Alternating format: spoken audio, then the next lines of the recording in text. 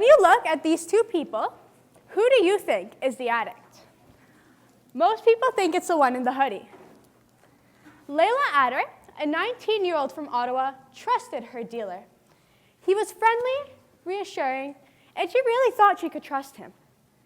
Then, one day, he sold her a pill that nearly killed her.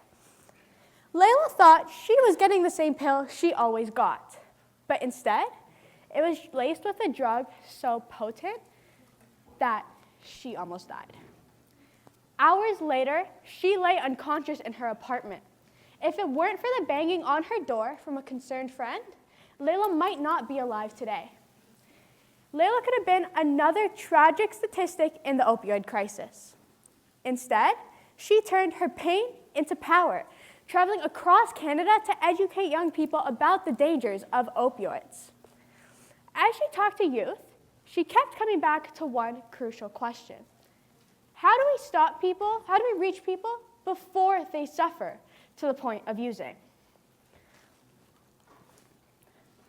When I first started learning about addiction, I thought I understood the problem. I'd known the headlines, I'd seen the statistics. Like most people, I thought addiction was just about the drugs. Working with Mom Stop the Harm allowed me to look at this from a different perspective. I got to talk to people who lost best friends, siblings, parents because of addiction. What struck me the most while talking to these people wasn't their grief, but it was their determination. These people were fighting to make sure no other family had to go through what they had gone through. Over and over, I heard the same message. I heard that addiction wasn't just about the drugs. It was about what leads people to the drugs in the first place. The pain, the trauma, the isolation. And yet, instead of treating addiction as a public health crisis, which it really is, we treat it as a moral failure. We treat it as a lack of willpower. This gap in compassion creates a divide between knowing addiction is a health issue and really treating it like one. We have the power to stop addiction, but we don't. Too often, stigma and misunderstanding stop us from being able to respond with care. And I couldn't just listen. I had to act. So I started learning about addiction. For decades, we've treated addiction like a moral failure, a lack of willpower. But neuroscience tells us a much different story. Imagine you're walking through a forest. The first time you push through these thick branches and these tangled roots, but the more you walk that path, the easier it gets, till it becomes the quickest, fastest route. Addiction works the same way. Your brain builds a shortcut to relief. Relief from trauma, from pain, from loneliness. And yet, despite this overwhelming scientific consensus, we still decide to criminalize addiction. We still decide to treat addicts as people who aren't able to make proper decisions instead of what they really are, individuals who are struggling. And that brings us back to Layla's question. How do we reach people before they suffer to the point of using? Remember this? Imagine both of these people are overdosing on the same street, and both of them collapse. Which one do you think gets help first? This is what I like to call the gap in compassion. It's the difference between people we deem worthy of help and people we don't. Layla saw this firsthand when she talked to people who struggled like she did. She found a pattern. She found a pattern that addiction was not about drugs, but it was about unmet human needs. A lack of a support system, lack of mental health care, lack of stable housing. These aren't luxuries. These are lifelines. They're things we as a society have the power to provide. So why don't we? Because stigma is easier than empathy. Because judgment is easier than action. But that has to change. What if, instead of punishment, we offered people real paths to recovery? What if Narcan, a nasal spray which can undo opioid overdose was as common as a first aid kit. What if mental health services were as easy to access as fast food?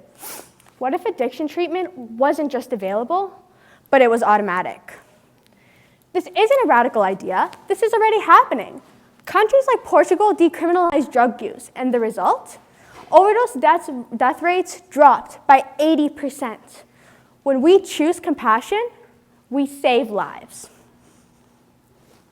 Think of an ecosystem in nature. Everything is interconnected. One small change, like removing a species, creates a ripple effect throughout the whole entire system. Human well-being works in a similar way.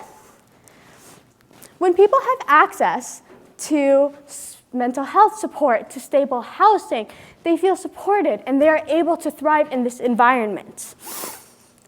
When harm reduction is available, it strengthens the entire community. When the entire community is strengthened, there is less suffering and less addiction. We need to build these empathy ecosystems within our society. We need to build a world where people who are struggling with addiction are met with care instead of being met with judgment. There are societies where support is automatic, not a privilege. It is a world where addicts are met with care because they truly are just people who are suffering. And just like nature, compassion does have a ripple effect. When we built a society based on care instead of punishment, everyone benefits. We have the knowledge. We have the power. All we need now is the will to act. So I got involved. I started speaking with advocates. I joined a movement focused on harm reduction. I'm going to be on a youth advisory council soon, maybe even leading it, because if we want to battle this problem, we need to make change, and we need young people to be at the table. So what can you do? Speak up when you hear people talking about addiction with stigma. Challenge these jokes, these stereotypes, these myths.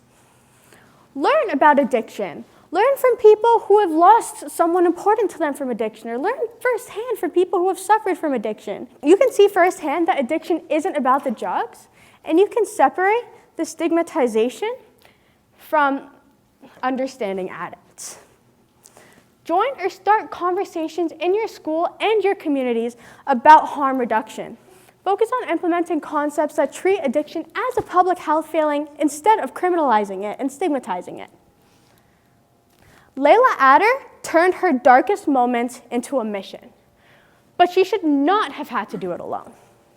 She asked, how do we reach people before they suffer to the point of using?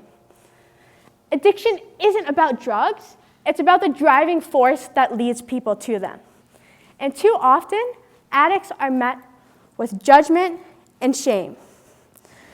Layla Adder's question is what I leave you with today. The answer starts with us.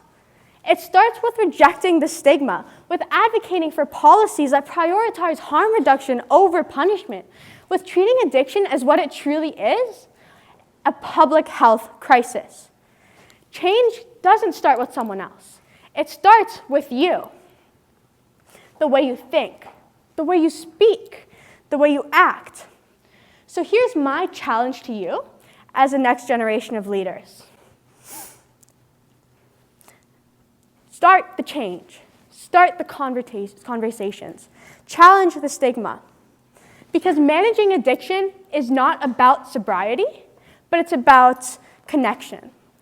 Let's replace criminalization with an empathy ecosystem when we deal with this problem. And we, this generation, right now, have the power to close this compassion gap once and for all. Thank you.